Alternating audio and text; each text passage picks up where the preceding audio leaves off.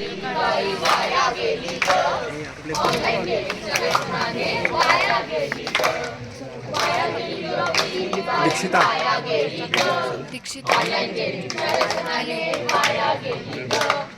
नमस्कार, मी हर्ष.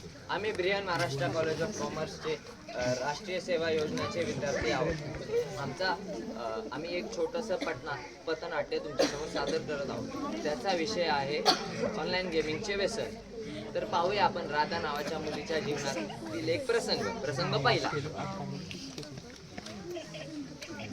अगं ऋतुजा, अगं राधा, तू इथे काय करते? अगं आज आपला निकाल आहे ना. अगं हो, कसलं जाम टेन्शन आले ग.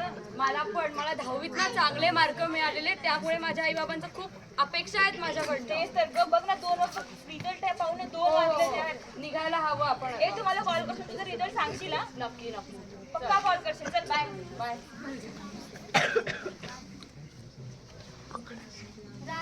तुझा रिझल्ट आहे ना? हो अगं, तोच पाहायला आले मी. थांबची साईड जरा ती गणकी ती चालतच नाही. बघ पटकन काय लागला. पाहते आला का?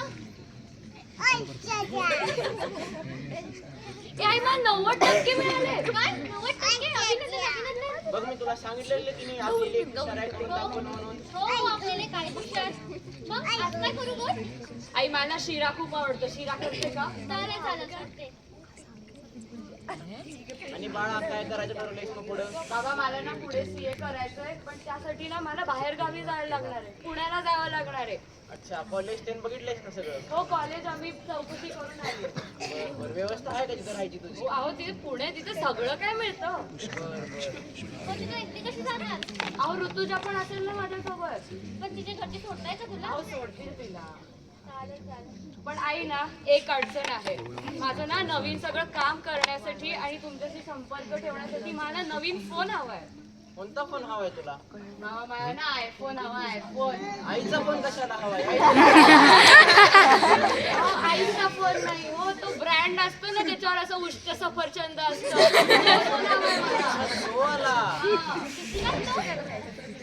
80,000ला असतो काय? 80,000? एवढा महाग? अगं पण प्लीज प्लीज प्लीज, मला सगळं काम होईल त्यावर. 80,000 माझ्या मुलीसाठी काहीच नाही, मी घेऊन देते यासाठी. तुम्ही आणि तुमची मुलगी गोंधळ घाला. तर पाहिलं, एक बापाची लाडकी लेक जिला तिच्या वडिलांनी आयफोन घेऊन देण्याचं वचन दिलंय आणि ते देतील. तर पाहूया ती त्या फोनचा कसा वापर करते. प्रसंग दुसरा.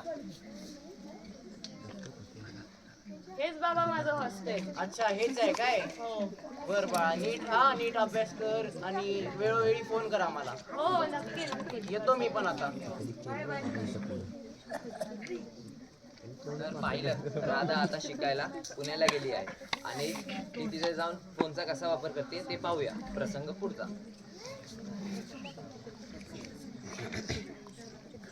हॉस्टेलची खोली तर बरी दिसते. पाहूया मला रूममेट कोण मिळते ते. अरे राधा, तू इथे? अरे ऋतुजा, अरे कॉलेज आणि हॉस्टेल एकच भेटलं आपल्याला. काय नशीब आहे आपलं राव. मस्त मज्जा मारू आता. हो. ए, तू काय किती वेळ बसतो? गोळा गेम खेळते. मला एकदा चिकन डिनर करू दे, मग मी तुझ्याशी बोलते. तोपर्यंत तू फ्रेश हो. श्रावण चालू आहे. जा बरं, फ्रेश होऊ दे आधी.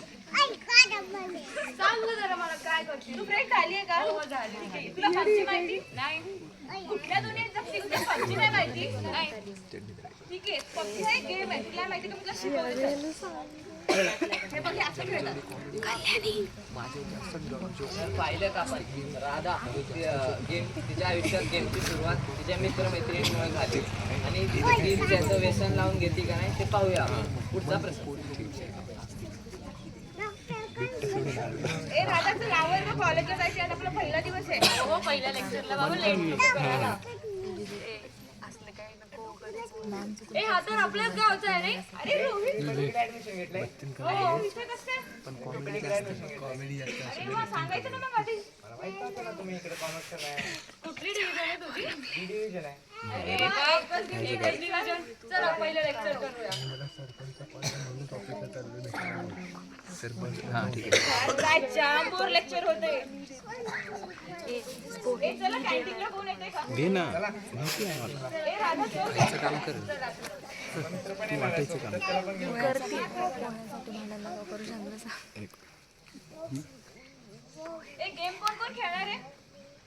खेळणार आहे. तू खेळणार आहे राधा?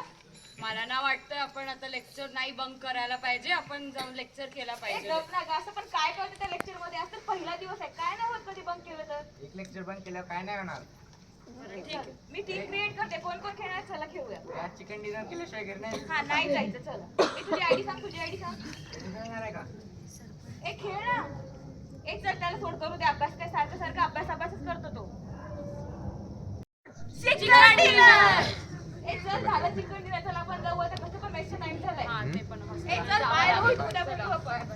तर आपण पाहिलं राधा तिच्या मित्रांमुळे हळूहळू गेम खेळू लागली आहे आणि ती गेमचा अतिवापर करते का नाही ते पाहूया आपण. पुढचा प्रसंग परीक्षेच्या 1 दिवसा पहिले. आणि पोचिंग ए राधा ऐकते का? हा ऐकते का? ऐक नाही उद्या तुझा सीएचा पेपर आहे माहिती ना? हो आहे. अभ्यास कर ना, फोन नाही बघती. अगं तू कशाला टेन्शन घेते, मला माहिती काय करायचं. अगं एकदा रिव्हिजन तर करून घे प्लीज, ऐक ना. अगं मी बघते तुझं हे बाई तू काही कर, मी माझा अभ्यास करते. एनएसएसच्या क्लासमध्ये शिकू नका यांना देवाची दिन आपल्याला. राधा आता फोनचा वापर फक्त गेम खेळण्यासाठी करते आहे आणि तिची दिनचर्या अशीच चालू राहील पुढे. तर पाहूया आपण पुढचा प्रसंग राधा परीक्षा देऊन गावाला गेल्यावर.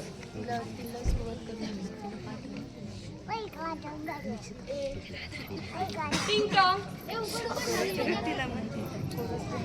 ए दीदी तू आली? काय करते? अगं किती वेळ तर तुझीच वाट बघत होती.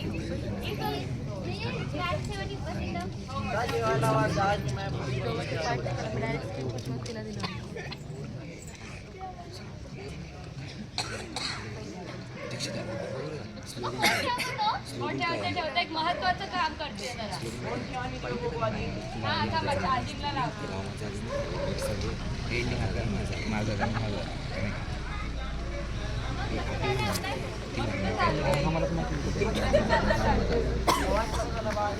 मस्त एकदम भारी डांबराचा रस्ता होता. चला माझं झालंय, मी जाऊन माझं काम करते बाबा.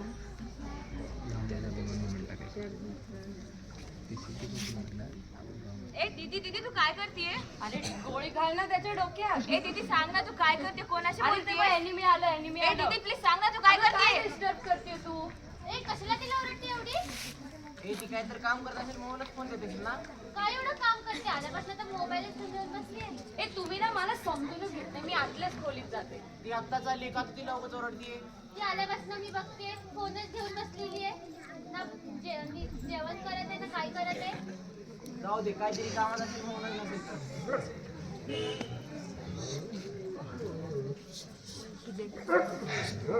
ए हॅलो राधा. हा बोल ग. काय करते ग तू? काय नाही. अगं तुला माहिती का पबजी बॅन झाले? काय? हो. अगं मग आपल्या युट्यूब चॅनलचं काय? अगं तुला माहिती का ज्याच्यासाठी आपण सगळं काही केलं आज तेच बॅन झाले. अगं हे तुला थांब जरा, ते रोहितचा पण कॉल येतोय मला. ठीक आहे बोल त्याच्याशी. हॅलो राधा, हा अगं आपला सीएचा रिझल्ट लागला. अरे रिझल्टचं तू टेन्शन नको घेऊ रे, आपलं पबजी बॅन झालं त्याचं काय? अरे पबजी जाऊ दे खड्ड्यात, रिझल्ट बघ पहिला तो. ते जाऊ दे रे, पण तुमचा काय रिझल्ट लागला? आम्ही झालो बाबा काटावर पास. अरे पण आता आपलं युट्यूब चॅनलचं काय? युट्यूब चॅनल पेक्षा करिअर महत्वाचं आहे तुला. रिझल्ट? कुठला रिझल्ट? अगं सीएचा रिझल्ट लागला ग. सीएचा रिझल्ट बघ. मग काय तू टेन्शन नको घेऊ ग, मी होईल पास, तू काही काळजी नको करू. काय लागलं? ए आई नापास झाले ग मी. नापास? हो. कसं काय? अभ्यास नाही केला का तू? अगं मला काही कळत नाही, मी केलं ना अभ्यास, ते हे काहीतरी चुकीचं आहे. अगं समजत नाही का ग तुला अभ्यास करायचा काय नाही ते? अगं मी केलं, मी बरोबर केलेला. तुमच्याच लाडामुळे झालंय हे. आम्ही तुला यावर एवढा विश्वास करा, तू असं केलं काय आमच्यासोबत? काय नाही ते तिला बोलून काय फायदा नाहीये. तुम्ही तिला जास्त लाडून ठेवलंय. एवढे सीएसाठी पैसे भरले त्याला काय, आणि एवढा महागाचा फोन घेऊन घ्यायची काय गरज होती? आता काही नाही, तुला कुठं बाहेर नाही पाठवणार मी. फोन पण काढून गेला तुझा. ए दीदी मला फोन दे ना तुझा प्लीज. अगं ठेव तुझ्याकडे तो फोन. आई काय झालं बाबा, काय झालं? अगं बाळा, तुझी दीदी सीएच्या एक्झाम मध्ये फेल झाली ग. काय? ए दीदी रडू नको ना, तू पुढच्या वर्षी करशील ना. दीदी मी करेल. ऐक बाळा, तुला जो आम्ही फोन दिलाय ना तो योग्य वापर करायला दिलाय, मग त्याचा नीट वापर कर. पटतंय मला तुमच्या सगळ्यांचं. गेले 5-6 महिने मी जे कुठले निर्णय घेतले ते सगळे मीच घेतलेत. माझ्या नापासवाल्या रिझल्टमध्ये ना माझ्या आईबाबांचा दोष आहे, ना माझ्या मित्रमैत्रिणींचा दोष आहे, आणि ना त्या फोनचा दोष आहे. तो सगळा माझा दोष आहे. यापुढे मी नक्की माझा निर्णय नीट विचार करू. तर आपण पाहू शकतो की जो फोन आपण वापरतो तो एका प्रमाणात वापरला पाहिजे. त्याचे दुष्परिणाम असे देखील असतात की आपले डोळे दुखतात, चष्मा लागतो. तर मी एवढंच सांगतो की आपले डोळे स्क्रीनवर कमी आणि स्वप्नांवर जास्त ठेवा. तंत्रज्ञानाचा वापर कसा करायचा, कधी करायचा हे आपल्यावरती असतं. तंत्रज्ञान वापरा, पण त्याचा दास करू नका. तासभर खेळा, बरं आयुष्यभर जगा. खेळा तर मग आपण कुटुंबाला विसरू नका. तर आम्ही या छोट्याशा नाटकातून एवढंच तुम्हाला सांगत आहोत की फोनचा वापर हा एका प्रमाणापर्यंतच केला पाहिजे. आणि धन्यवाद.